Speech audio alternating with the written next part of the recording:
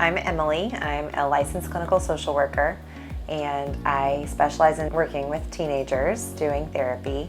And today we're talking more about cognitive behavioral therapy. Even when life feels like a maze, there's always a next step you can take.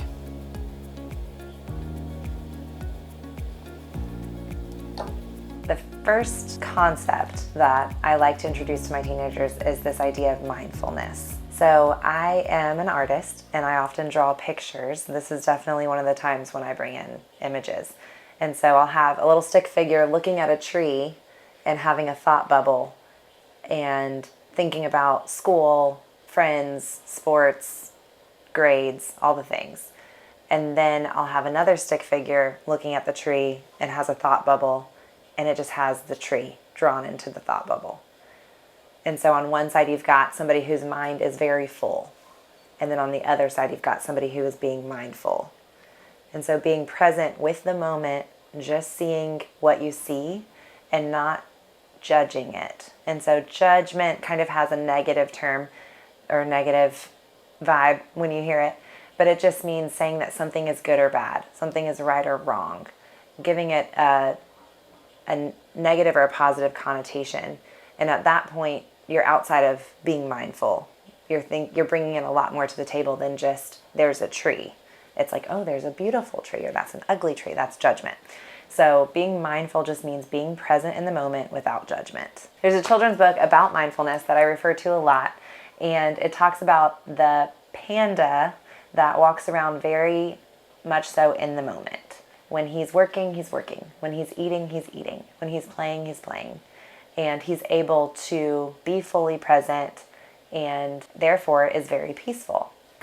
And then we have a monkey, and a lot of times in Buddhist tradition they call that the monkey mind, is when you're eating but you're thinking about what you want to do to play, and when you're playing you're thinking about all the work you need to do when you get home, and when you're working you think about what you want to do to eat. And so it's like you're constantly somewhere else other than where you are in that moment, and there's this disconnect between your body and your mind. And so there's this concept of trying to be present in the moment in order to experience peace. Another time this happens is when we are in this present moment, but our mind is thinking about the future. It's thinking about all the things that could go wrong or all the things that we want to happen, and we're very much so living in the future even though we're right here in this moment together. And a lot of times we call that anxiety. And then sometimes it can happen where we're right here in this moment, but our mind is just replaying the past. It's replaying that conversation or the feeling that you had or the yearning you have for something that was back then, or the distaste that you had for something that was back then and how you would like to avoid that in the future. But that past concept is what leads to depression, feeling stuck and not able to change something, because we cannot change something that happened in the past, and we cannot make something happen in the future or prevent something from happening in the future. The only time that we have any control is right now. And so being present in the moment without judgment is appropriate a lot of the time, and yet it takes skill to be able to pull yourself back from that future, pull yourself back from the past and say, what is going on right now? We have to be able to notice when we're pulled into the future, when we're not present in the moment. And just that noticing takes a lot of intention and effort, especially when you are very intelligent, moving 100 miles an hour. Maybe you have ADHD, and you can be way ahead of yourself before you even realize it. So an example of when this is helpful, especially for teenagers, is test taking. When you're sitting down to take a test and your mind is everywhere except for AP World History. And mostly it's about, I'm going to fail this, I'm not going to get into the college that I want to get into. Or you're going into school and you need to throw something away, and your mind is about, everybody's going to look at me, I'm going to be weird, I don't want to stand out, and you're not able to just finish a task that should take you 3 seconds and not be something that's overthought at all. And so when we're able to notice that we're not in the present moment without judgment, and then we're able to bring ourselves back you end up doing better on that test because you're able to stay calm. You're able to access your memory that you've been studying for. You're able to throw the paper away without having a panic attack. In the end, mindfulness is super helpful when it comes to managing stress and anxiety and depression.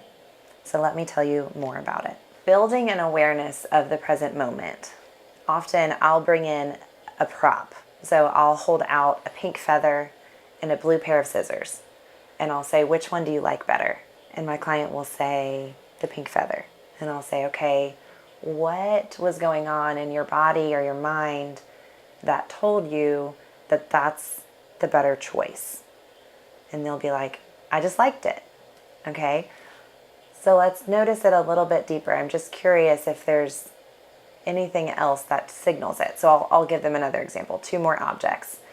And sometimes they'll be able to say, well, I had a warm feeling in my chest, or I definitely don't like that texture and I know it, and so I kind of had like a cringe moment.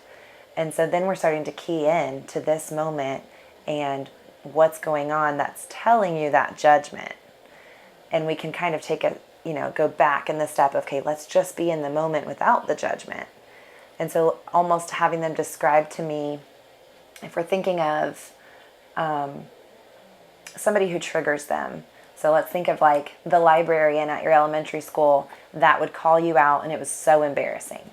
And you're going to just give me a description of that person as if there was a wanted poster, or not a wanted, a missing persons poster. And you're telling me, okay, you wouldn't say something like, she's so mean and she's ugly and she's terrible, because that wouldn't help me. I'd be like, oh, what am I looking for here? You would say she's 5'3", and she has short hair, and she's light colored skin, and she often wears these clothes. And so just very descriptive without judgment. And you might notice that if you just describe that person, then there's less of a feeling of avoidance or anger. But when you describe her as mean and ugly and terrible, I even feel that in my body right now just describing it.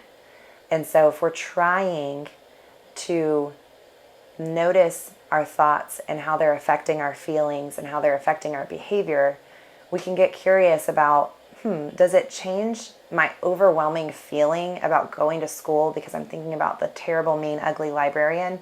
If I just think about her as a woman with short hair who often wears these clothes, and I take the judgment out of the thought, and I'm just more mindful with it of each moment, just noticing exactly what's happening without that judgment factor.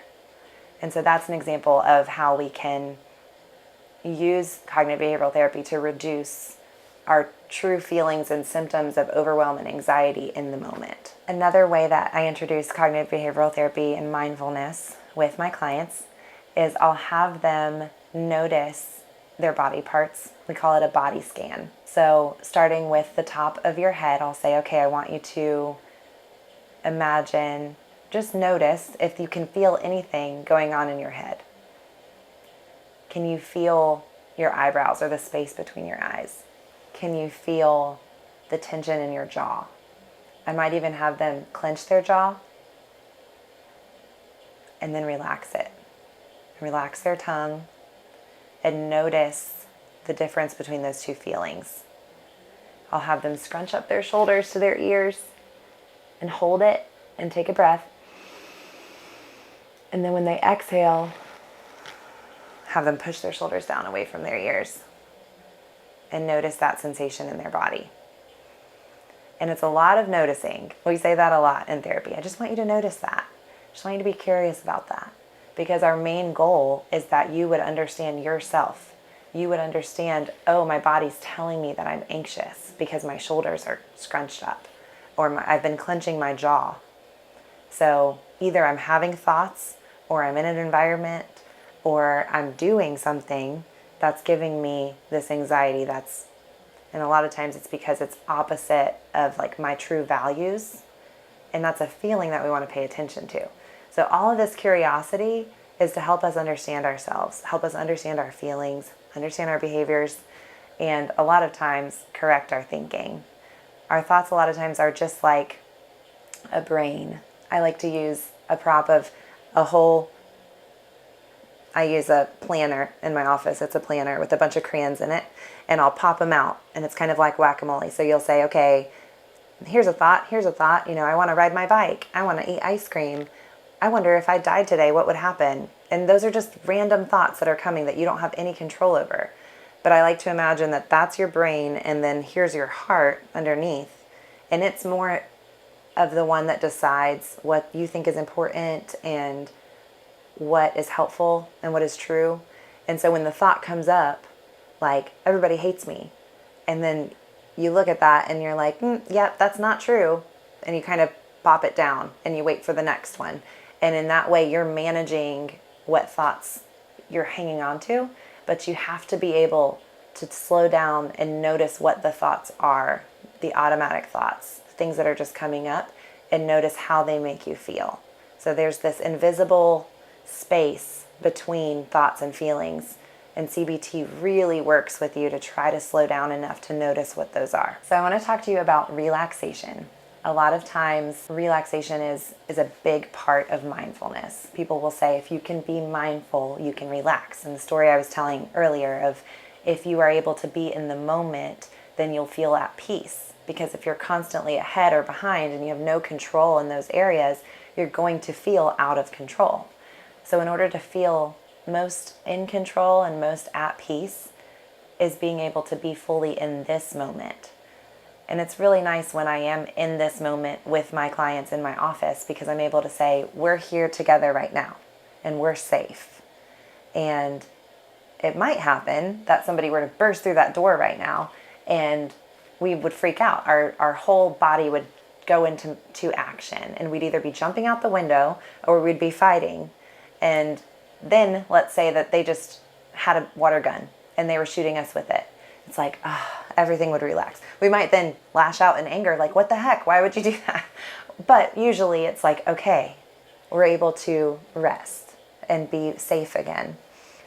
In this day and age, a lot of times we're not learning how to rest, how to feel safe again. It's like we go from these high intensity, high demand environments like school into home, where we're watching shows, true crime, or we're playing video games that are really high stakes, that we're like screaming and yelling, and our mom is like, are you even having fun? Like, what's happening here? Why are we yelling? And then you go right into doing homework, and then it's like, okay, I have to go to sleep because I have to wake up at 6 o'clock. And none of that is their relaxation. It's just high intensity, high energy. And then we wonder why we get burned out. Why somebody asks for one more thing and we burst into tears. And so this need for rest and relaxation, it's a two-part system in our body. The system that responds and is ready to fight or run is the same system that needs to decompress and feel safe. And so when we're able to find these moments and be intentionally mindful, we're giving that system that's fight or flight a chance to rest and feel safe. We're taking it off the hook from judging if this is wrong or right, if this is safe or unsafe. And we're just noticing what's going on. And having a place that you can just be fully present and allow yourself to feel safe because you are safe is really important. And then making it part of your day every single day. This comes more naturally to some than others. I would say it's kind of like your boot camp that you grew up in. If you're born into a family that has rituals and routines and really builds into their life this relaxation and rest and mindfulness, then it's going to come more naturally to you because you've practiced it. You understand the benefit and your body really craves it. If you've been born into a family that has no concept of this and just pushes you to go, go, go, and they seek peace by like controlling the future or by analyzing the past, then it's going to take you being curious and doing some experimenting in order to get that feeling of, oh, this is the benefit of relaxation. Because it's really tricky. We get lied to and told that being productive is what's going to give you peace. And that's not completely wrong, but it's not completely right. You absolutely need to build mindfulness and relaxation into your life every single day. So another activity that I often have my clients do is to check in with themselves and notice and name their feeling or their level of stress. That's often, I guess that's the more regular one that I would use, is rate your stress on a scale of 1 to 10, 3 times a day. So just set a timer, and it's going to alert you randomly when you're in the middle of something, and I want you to check in with yourself. And it's just a moment of saying, how stressed am I right now? And that's kind of tuning into your body, your muscles, your thoughts, your posture, and giving yourself a rating. And I find that the clients that do this for a week, this experiment, they're able to recognize patterns. Like, oh my gosh, I didn't realize that I was on a 9 out of 10 stress all day long. Or I find that I'm doing better in the morning than the evening. And so I realized even just asking myself about my stress, I would notice how tense I was, so I would relax. And over the course of the week, I got more mindful about my body and how the things I was pushing through, like not going to the bathroom, not eating when I should, staying up too late, sleeping in too late, all these things that just snowball our stress over time. When you check in with yourself and you're curious about how stressed you are, the natural next question is, what can I do about it?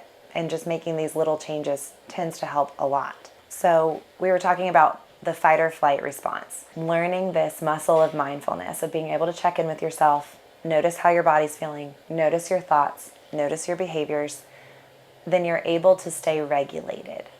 And so that's a really popular word right now. It just refers to being high or low, up or down, these extremes of the emotions. And especially if you have ADHD, or if you're just a very intense person, very intellectual, high performing, you're going to have really high highs and really low lows. And being a teenager, part of our brains during that time, it's like slime. We just want to stretch it to feel how far we can go. It just feels really good. It's like, what does it feel like to take 4 shots of espresso and be super hyper? What does it feel like to be super tired and pull an all-nighter? It's like we have this curiosity of these extremes, and that's our natural exploration when we're in that season of life. But sometimes we want to get a hold of it. We want to feel a little bit more in control of ourselves, and we notice, oh my gosh, I keep having fights when I stay up too late, or my parents and I like have fights every time, I'm doing X, Y, and Z, and we can kind of figure it out, but we don't really understand why. And the why is because it's harder for us to regulate our emotions when we're not taking care of ourselves. And so when we're mindful about how we're feeling and we respond and take care of ourselves, then we're regulated, and then we're able to be the best version of ourselves and make the decisions that really benefit ourselves, our relationships, everything around us that we care about. So I have a couple suggestions of how you could implement mindfulness in your daily life. One would be to have rhythms. So something in the morning, something in the midday, something in the evening. And if you don't have anything to start, then let's just start with the morning. A moment in the morning where you are mindful. And I could say do it for a minute. That's a long time. So even just taking 3 deep breaths, even brushing your teeth and just letting yourself not think about the day ahead or yesterday, but just feel the toothbrushing, smell the toothpaste, taste the toothpaste, feel it, be in the moment. A lot of being in the moment is using your 5 senses. So what do you see? What do you hear? What do you taste? What do you feel? What do you smell? And if you're able to take that moment each morning, that'll kind of launch you into, oh yeah, this is healthy occasionally to be present in the moment. And not every moment needs to be a mindful moment. But when you're trying to be in the moment and you can't, is when you know, okay, I need to be working on this muscle. So like when you're trying to take that test and you can't focus, or when you're trying to enjoy your meal but all you can think about is something else. And that's where we see, oh, that muscle's kind of weak. Like being able to pause, zoom out of whatever I'm thinking about, switch my focus and zoom into something else is something that we have to practice. And so by practicing it every morning, you're going to be getting stronger at that. Another recommendation is to do the body scan and maybe the muscle relaxation activity of going through pairs of muscles. So I did my shoulders, I did my jaw. You can do your abs, you can do your legs where you zip them up all the way down the line, toes, you can do your wrists and your elbows, your biceps. So you can really like lock everything up all the way down from head to toe and take some deep breaths and then slowly go through and relax each muscle group. and just being in the moment and noticing what it feels like on your body. And I would practice that going into a situation that makes you feel anxious, because you're able to feel relaxed in yourself, and maybe even a mantra or a thought like, I am okay, I can do this. And then if you notice that you're getting tense in that situation, excusing yourself, using the restroom, and taking some of those deep breaths and maybe doing it again. And so just working with your body on being present, especially if it's a safe situation that you keep feeling unsafe in. Something else to notice if you're like, well, this is just a really unsafe situation or unhealthy situation, and then we talk about how to change that. Definitely if you're feeling low or if you're just spiraling with your thoughts, taking a moment to unplug the judgment and just notice what's in front of you. It's this kind of like unplugging a computer and then replugging it back in and starting it up again. Mindfulness works for our brain in that way of, I'm gonna stop trying to solve problems that are unsolvable. I am a very visual person. I have to imagine like pulling off a leech or something that's on me and taking it off and putting it into a container with a top, putting it away in a cabinet, closing the door, and just being present in this moment. And then after a little while, maybe bringing it back out again and you have a different perspective. But recognizing when you need that break. Sometimes it's like when you're sad and you don't know why, when you're angry and you don't know why, when you're burned out and you just can't think about anything else. It's a good sign to let's just be mindful.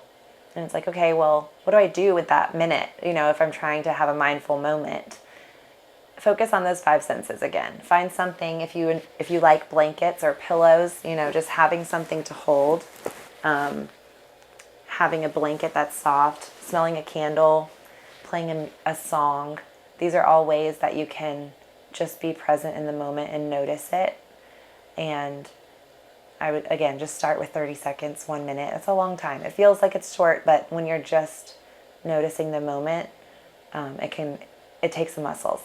So start small. Just throwing it back to a previous episode, the idea that progress is not perfection. They're two different things. In mindfulness and cognitive behavioral therapy, it's all about taking small steps forward. So every time you practice, every time you try some of these things that I've talked about, you're helping yourself in a small way be a better version of you. And so I just want to encourage you to take those small steps. And if you have liked this video, please subscribe and like it with the little like button. And if you would like more information about working with me, you can find my link in the information below.